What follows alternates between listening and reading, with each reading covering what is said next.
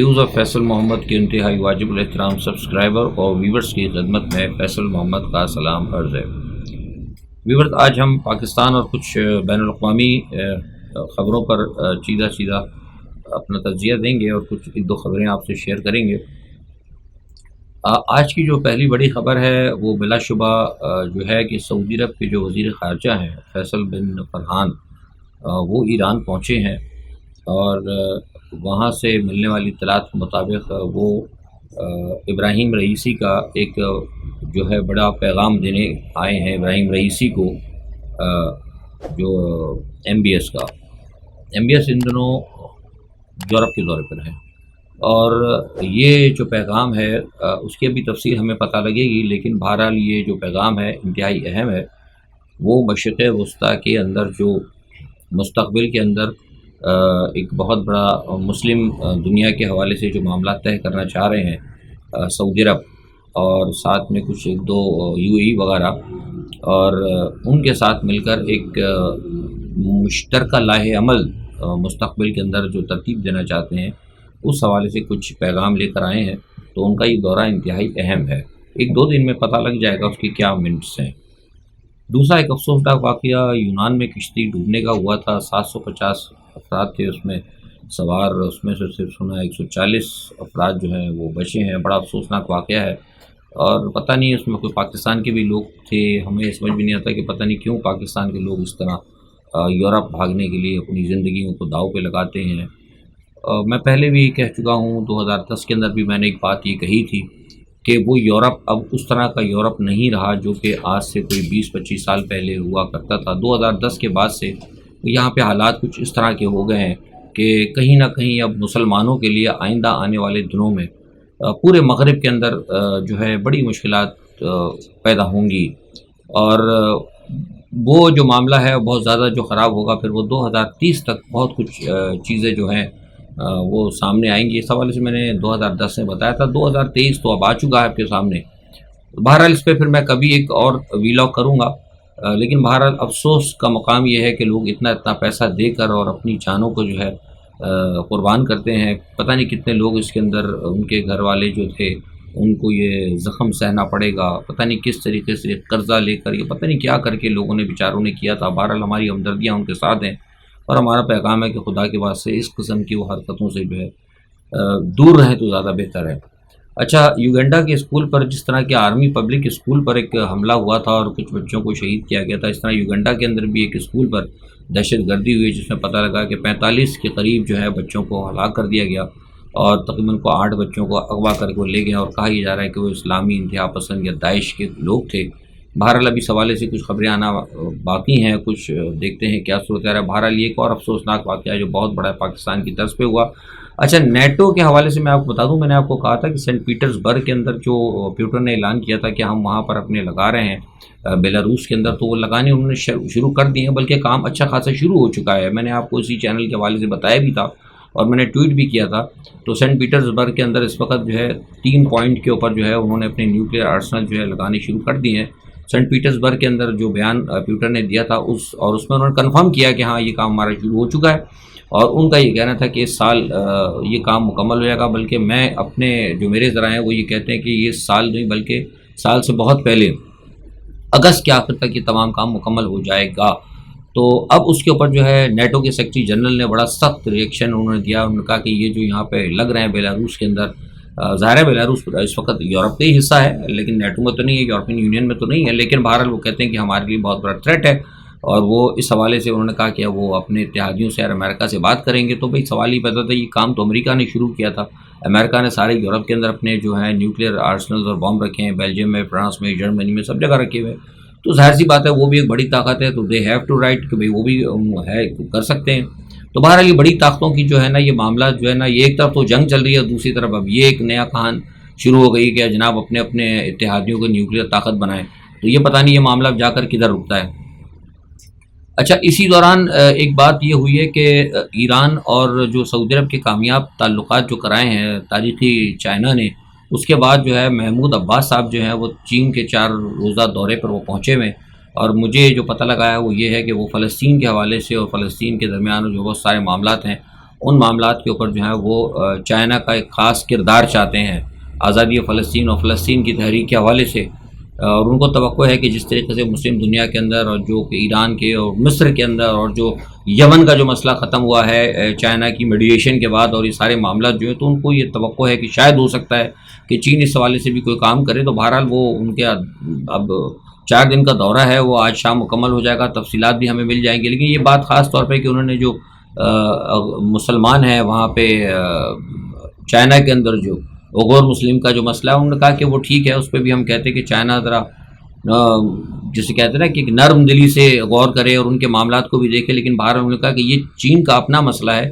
لیکن بہرحال بحیثیت مسلم ہم ان کو یہ کہیں گے چین کو کہ ذرا ان کے معاملات کے اندر ایک خصوصی ہمدردی رکھی جائے. اچھا، ایک بات دوسری ہے کہ مودی صاحب جو ہے نا 21 سے لے کے 24 تک وہ دورہ کر رہے ہیں. آپ کو پتا ہے امریکہ کا، میں نے آپ کو پہلے بتایا، تو وہ کوشش ان کی ہو رہی ہے کہ جناب کسی طریقے سے امریکہ کی کوشش ہے ان کو جال میں پھنسانے کے لیے کہ نیٹو پلس کے اندر کسی طرح رشیا آ جائے اور وہاں پہ کھڑا ہو کر باقاعدہ وہ چین اور روس کی مذمت کر دے. تو اس حوالے سے امریکہ نے پہلا دانہ تو ان کو ڈالا ہے اور کہا ہے کہ جو لوگ ہندوستان کے خاص طور پہ جنہوں نے گرین کارڈ کے لیے لاٹریز وغیرہ کا جو معاملہ ہوتا ہے اس میں ان کو کہا ہے کہ آپ کو خاص کوٹا دیا جائے گا، بلکہ کہا گیا ہے کہ ان کو بہت زیادہ نرمی برتی جائے گی گرین کارڈ کے حوالے سے. تو مطلب مودی کے دورے سے پہلے ہی ایک جو ہے نا پہلے دانہ جو ہے ان کو دیا گیا ہے.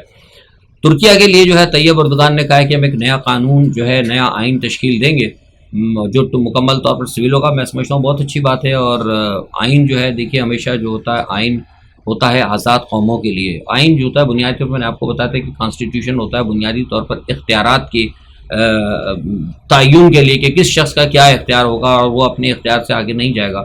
تو جو آزاد قومیں ہوتی ہیں جب آزاد ہوتی ہیں تو ان کے پاس ایک اختیارات ہوتے ہیں کہ وہ کہاں تک ہر شخص یا ہر محکمہ کہاں تک کام کرے گا. تو آئین اس لیے بنایا جاتا ہے. تو وہ بہت اچھی بات ہے کہ وہ نیا آئین بنا رہے ہیں. لیکن افسوس کی بات ہے کہ پاکستان کے اندر بھی آئین ہے اور آئین کی ہمارے یہاں ایسی دھجیاں بکھری ہیں اور آئین ٹوٹ چکا ہے، لیکن ابھی تک ہم اس حوالے سے بھی کچھ تک نہیں کر پائے. بات پاکستان کی ہوئی تو بتا دوں کہ پاکستان کے اندر ابھی تک معاملے سارے کے سارے اسی طرح ہی ہیں. معاشی معاملات بھی پھنسا ہوئی ہے. وہ IMF کا میں نے آپ کو پہلے بتا دیا تھا کہ وہ پاکستان کو چکر دے رہے ہیں. ہمارے ماشاءاللہ اسحاق ڈار صاحب جو ہیں انہوں نے جذباتی ہو کے ایک بیان تو جھاڑ دیا تھا کہ جناب ہمارے ساتھ جیو پالیٹکس ہو رہی ہے. وہ بات صحیح تھی، لیکن وہ کہا تھا نا ڈپلومیسی کے اندر اس طرح نہیں کہا جاتا. لیکن بہرحال انہوں نے کہہ تو دیا، چلو تنگ آ کر انہوں نے کہہ دیا، لیکن اس کے اوپر جو ہے انہیں جھاڑ پڑی ہے بڑی زبردست طریقے سے ہماری اسٹیبلشمنٹ کی جانب سے. کیونکہ آپ کو پتہ ہے کہ، اور یہ بات میں پھر آپ سے کہہ رہا ہوں میرے اپنے تجربے کی بنیاد پر، پاکستان بغیر IMF کے چل سکتا ہے. لیکن جو IMF کے جو یہاں پر بیٹھے نا ہاکس، IMF کے بھی بڑے ہاکس ہیں یہاں پہ. IMF کے بھی ایجنٹ ہیں. IMF کے بڑے بڑے جو ہیں ایجنٹ بیٹھے ہیں جو آ کے میڈیا پہ روزانہ کہتے ہیں اور جناب اگر ہمارا ملک IMF کے پاس نہیں گیا تو ہم تباہ ہو جائیں گے، ہم تو مر جائیں گے، ہم بھوکے رہ جائیں گے، ہمارا یہ نہیں ہوگا. یہ سب باتیں جو ہے نا یہ کچھ یہاں پہ لوگ ہوتے ہیں بین الاقوامی، ورلڈ بینک کے، IMF کے، یہ بڑی بڑی جو آرگنائزیشنز ہیں یہ اپنے جو ہے نا یہاں پہ وہ رکھتے ہیں. دیسی الفاظ میں کہوں کہ ان کے اپنے ہوتے ہیں اپنے چمچے کڑچے جو ہمیشہ ان کے لیے آواز اٹھاتے رہتے ہیں. تو کچھ ان کا بھی دباؤ آیا ہاکس کا جو IMF کے کہ جناب یہ بڑی بے عزتی کر دی IMF کی، فلانا ڈھمکنا. تو بہرحال اب وہ جھاڑ چھاڑ پڑی ہے. تو پھر بعد میں جناب وہ کودے ہیں وزیر اعظم اور انہوں نے کہا کہ نہیں جی ہم کوشش کریں گے کہ معاملات کو درست کریں IMF کے ساتھ، کیونکہ میرے خیال سے چند دن ہی رہ گئے، 10-12 دن وہ معاملہ ختم ہونے کے اندر. تو یہ ایک صورتحال ہے. اس سے ہماری پاکستان کی معیشت اور ہماری جو معاشی پالیسی ہے جو میں نے آپ کو صورتحال بتایا نا، اس سے آپ اندازہ لگا سکتے ہیں کہ ہماری حکومت کیا کر رہی ہے، ہماری معاشی پالیسی کیا ہے، ہماری معیشت کدھر ہے اور ہم کس کے پیچھے چل رہے ہیں. ادھر سے ایک دھمکی آتی تو ادھر ہم ادھر منہ کر لیتے ہیں، ادھر سے دھمکی آتی تو ہم ادھر منہ کر لیتے ہیں. مطلب ہمارا منہ جو ہے نا وہ کسی طرح بس طاقتوں کے ہاتھ میں ہی ہے کہ کبھی ادھر منہ کر دو کبھی ادھر منہ کر دو. تو یہ ایک عجیب صورتحال ہے جو میں نے آپ کو بتائی. ایک اور بات یہ کہ حکومت نے TLP سے بڑے کامیاب مذاکرات کر لیے اور ان کے 13 مطالبات جو انہوں نے منظور کر لیے. مطالبات میں نے دیکھے ہیں. میں نے آپ کو پہلے ہی بتایا تھا کہ TLP اس وقت ایک بہت بڑی تیسری تحریک بن کے اٹھی ہے، کیونکہ بڑی تو اس وقت سب سے بڑی تحریک جو تھی وہ تو اس وقت پاکستان تحریک انصاف ہی تھی، صحیح معنوں میں تحریک جو انصاف کے حوالے سے. لیکن چونکہ اس کو اب انہوں نے آپریشن کیا ہے، کرش کیا ہے، اس کو کوشش کر رہے ہیں، تو لوگوں کے دلوں میں تو موجود ہے لیکن بہرحال روڈوں پہ تو ابھی نہیں ہے. تو اس وقت جو ہے ان کی بہرحال اسٹریٹ پاور ان کے پاس تھی، تو حکومت نے ان کو بہرحال انگیج کر لیا اور ان کے تمام مطالبات مانگ لی. لیکن ایک چیز ہے اس میں بتاؤں آپ کو کہ جس سے میں بڑا متاثر ہوں کہ انہوں نے عافیہ صدیقی کے حوالے سے جو ان کا مطالبہ نا وہ بڑا زبردست ہے. اور آج تک کسی نے عافیہ صدیقی کے لیے آواز کسی بھی سیاسی جماعت نے اب تک نہیں اٹھائی، اور کم از کم دکھانے کے لیے اگر اٹھا دیتے. لیکن بہرحال ان کا ایک سٹینڈ ہے، اس پہ میں سمجھتا ہوں کہ وہ ایک ان کا یہ مطالبہ تحریک لبیک کا قابل تعریف ہے. اور جو بات ہم پہلے بھی کہتے رہے ہیں کہ اگر جس طرح آج انہوں نے انگیج کیا، اس طرح اس بہت سارے معاملات پر تحریک انصاف بھی ان کو انگیج کر سکتی تھی پس پردہ جو بھی معاملات ہیں. اب تو خیر حالات ہی خراب ہیں, پہلے ہی کر سکتی ہے, ہم تو بہت پہلے سے کہہ رہے ہیں. جو لوگ ویوز آف فیصل محمد دیکھتے ہیں ان کو پتا ہوگا کہ ہم نے بہت ساری باتیں جو ہے نا مسلسل ہم اس چینل سے کہتے رہے ہیں. میں نے آپ کو کہا تھا, ایک بات یہ دوبارہ دہرا رہا ہوں کہ آپ دنیا میں سب کی ساری خبریں سنیں, لیکن اس چینل سے آپ کو وہ خبریں ملیں گی جو بالکل حقیقی ہوتی ہیں, جو پس پردہ جن کے فیصلے ہو چکے ہوتے ہیں, اور وہ کہیں نہ کہیں جا کر آپ کو کچھ دن بعد ان کی سچائی نظر آئے گی. ٹھیک ہے جناب. پرویز الہی کے حوالے سے میں نے آپ کو بتایا تھا کہ پرویز الہی کی جو پرابلم بنے گی وہ بنے گی محمد خان بھٹی صاحب. یہ آپ کو اس چینل پہ ہمارے دیکھ لیں, میں نے 2-3 ویلاگ کیے ہیں. محمد خان بھٹی جو پکڑے گئے تھے, محمد خان بھٹی نے جو کچھ کہا ہے پرویز الہی کے حوالے سے, وہی پرویز الہی کے لیے مصیبت بنی ہے.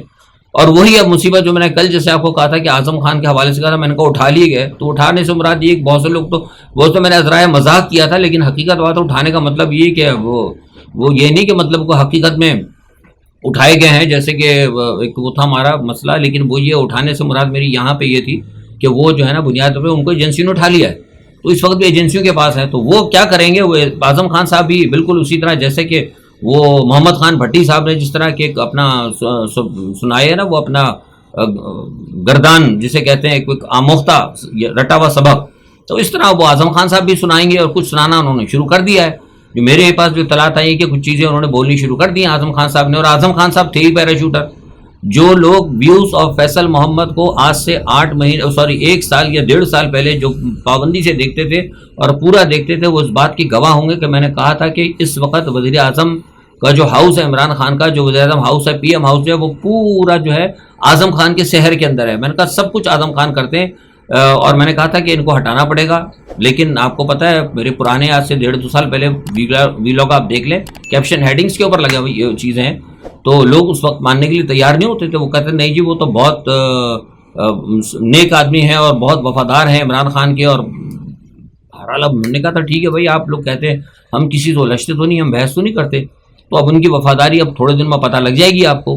اور جبکہ ہم ماننے کے لیے تیار نہیں تھے. ہم نے کہا تھا کہ جو خاتون اول ہیں اعظم خان ہیں, بزدار صاحب ہیں, بزدار صاحب کی وائف ہیں, اور وہ اپنا جو ہماری شہزادی فرد صاحبہ ہیں, تو وہ ان کا میں نے بتایا تھا کہ یہ نیکسس ہے ان کا, لیکن لوگ ماننے کے لیے تیار نہیں تھے. تو اور عمران خان صاحب کو یہ جب بات کہلوائی تھی یہ بات, تو وہ ناراض بھی ہوتے, انہوں نے کہا کہ نہیں بھائی یہ مطلب ہمارے ذاتی معاملات کے اندر مداخلت ہے. تو اس کے بعد پھر میں بات نہیں کی, ہم نے کہا چلو ٹھیک ہے. اور ہم نے اپنا بہرحال یہاں پہ میں نے کہا بھی تھا, تو کچھ لوگ یہاں بھی ہمیں ناراض ہوئے, کچھ لوگوں نے ہمیں بھی مختلف قسم کی جو ہے مطلب جو ڈگریاں ہوتی ہیں نا, مطلب گریجویشن کے بعد وہ ہمیں دی تھی لوگوں نے. خیر کوئی بات نہیں, اللہ مالک ہے. ہم تو کہتے ہیں کہ ہمیں کسی سے کچھ لینا دینا نہیں ہے. جو ہم کہہ رہے ہیں انشاءاللہ وقت جو ہے نا آپ کو خود بتائے گا, تو وقت اب قریب آ گیا ہے, آپ کو بہت ساری چیزیں سننے کو ملیں گی. اعتزاز احسن صاحب جو ہے فوجی عدالتوں کے حوالے سے جو ہے وہ ایک جا رہے ہیں, انہوں نے ایک پلی لے لیا, سنا کیس داخل کر دیا ہے, اور وہ یہ ہے کہ سول جو لوگ ہیں ان کے خلاف جو ہے نا آپ فوجی عدالتوں میں مقدمات نہیں چلا سکتے. یہ بات بالکل درست ہے, یہ بات ہم بھی کہتے رہے. میں نے بلکہ اخبارات میں کافی مغرب کے اخبارات میں بھی میڈیا پہ بھی میں نے بات کی تھی کہ یہ جو باتیں کر رہے ہیں نا یہ لوگ یہ غلط کر رہے ہیں. آپ فوجی عدالتیں نہیں بنا سکتے, وہ تو 2019 میں اس کا قانون ختم ہو گیا. لیکن سوال یہ پتا تھا کہ آئین کے اندر گنجائش نہیں ہے, تو اب لوگ بھی کہہ رہے ہیں کہ نہیں ہے گنجائش, لیکن سوال یہ پتا ہے ہمیں ڈر تو یہاں پہ یہ کہ آئین تو ویسے ٹوٹ گیا, آئین میں تو بہت چیزوں کی گنجائش نہیں تھی. 14 تاریخ کو جو الیکشن آپ کے رہے مسئلہ وہ تو نہیں ہوا, تو آئین تو آپ کا ٹوٹ گیا. جب آئین ٹوٹ ہی گیا ہے, جب ایک حصے سے ٹوٹ گیا ہے تھوڑا سا, مطلب اگر الٹے ہاتھ سے ٹوٹ گیا ہے تو تھوڑا سا سیدھے ہاتھ سے اور چٹکا دیں اس کو, کیا فرق پڑتا ہے. تو کچھ اس قسم کی یہ کوشش کر رہے ہیں. بہرحال یہ کہ اعتزاز احسن صاحب نے اس کو چیلنج کیا ہے, اور کوسا صاحب ہیں اور سلمان راجہ صاحب ہیں, سنا وہ اس کو لے کے چلیں گے. اور اس کے پیچھے جو مجھے لگ رہا ہے, جس نے آپ سے کہا تھا کہ وکلا کی تحریک شاید ہوتا ہے یہاں پہ کھڑی ہو, اور اب یہ ایک بہت بڑا ایشو ہوگا, کیونکہ وہ اگر انہوں نے سارے بڑا بینچ بنا لیا اور سپریم کورٹ کے جو ججز ہیں پھر ان کے لیے بڑا چیلنج ہوگا کہ وہ یہ جو ایک کور کمانڈر کے کہنے کے اوپر جو حکومت جس طرح گر پڑی ہے, یہ کور کمانڈر نے کہا تھا. اصل میں حقیقت کی بات یہ کہ آپ جو ہے یہ فوجی عدالتوں کے اندر معاملہ لے کے جانا, حکومت گر پڑی فوری دھڑم کر کے اوندھی ہو گئے. ایک یہ والا کہ حکومت کو کہنا چاہیے تھا کہ اس طرح ہم نہیں کر سکتے, جس طرح کہ وہ یہ کہہ رہے ہیں کہ جناب جماعت کو بینڈ نہ کیا جائے, کیونکہ جماعتوں کو بینڈ کرنے پہ ان کو تھوڑا سا خطرہ ہے کبھی ایسا نہ ہو کہ کل کو ہماری جماعت بھی بینڈ ہو جائے. تو اس لیے تو یہ دوہرا رویہ جو ہے نا ہماری سیاسی جماعتوں کا, یہ ذرا ٹھیک نہیں کہ جہاں میرا فائدہ ہوگا تو ہم اس کی مخالفت کریں گے, جہاں دوسرے کا نقصان ہوگا تو ٹھیک ہے اس کی حمایت کی, چیز درست نہیں ہے. بہرحال یہ اب دیکھتے ہیں کہ کیا ہوتا ہے اس مسئلہ. یہ بنایا جو ہے نا یہ آ کے سینگ پھنسیں گے آ کے. اچھا 13 اگست 2023 کو قومی اسمبلی کی مدت ہو رہی ہے ختم. اب اگر بات جو ہے مولانا فضل الرحمان صاحب کی اور ان کی ملاقات ہوئی ہے, اور جو میں نے آپ کو پہلے ہی بتایا تھا، گزشتہ دنوں میرے پاس ابھی رات کو مجھے پتہ لگا تھا کہ کچھ یہ بات چیت اس طرح کی کر رہے ہیں کہ 13 اگست سے پہلے مطلب کو 10 اگست تک یا 11 اگست تک یہ اسمبلیاں توڑ دیں، کیونکہ اسمبلی اگر یہ توڑ دیں گے 2-3 دن پہلے تو پھر یہ کہ ان کو 90 دن کا ٹائم ملے گا، ورنہ ایگزیکٹلی اگر یہ چلے جاتے ہیں نا بالکل ٹائم کے اوپر اسمبلی اگر ختم کرتے ہیں تو پھر ان کو دو مہینے کا ٹائم ملے گا. تو اس لیے وہ ان کی کوشش یہ ہے کہ وقت سے پہلے تھوڑا سا توڑ دیا جائے. تو اور اس کے اوپر جو ہے ایک بات میں آپ کو بتا دوں کہ بڑی خبر یہ ہے کہ نواز شریف صاحب نے جو لندن سے ہی پیغام دیا ہے کہ ہر صورت کے اندر جتنی بھی جلدی ہو سکتا ہے نا آپ عمران خان کو اریسٹ کریں، عمران خان کو اریسٹ کریں، اور اریسٹ کرنے کے ساتھ ہی ساتھ انہوں نے کہا کہ جتنی جلدی ہو سکے پھر آپ الیکشن کی تیاریاں کریں. انہوں نے اندرون خانہ جو ہے نا اپنی حکومت کو پیغام دے دیا، لوگوں کو کہہ دیا کہ آپ الیکشن کی تیاری کریں.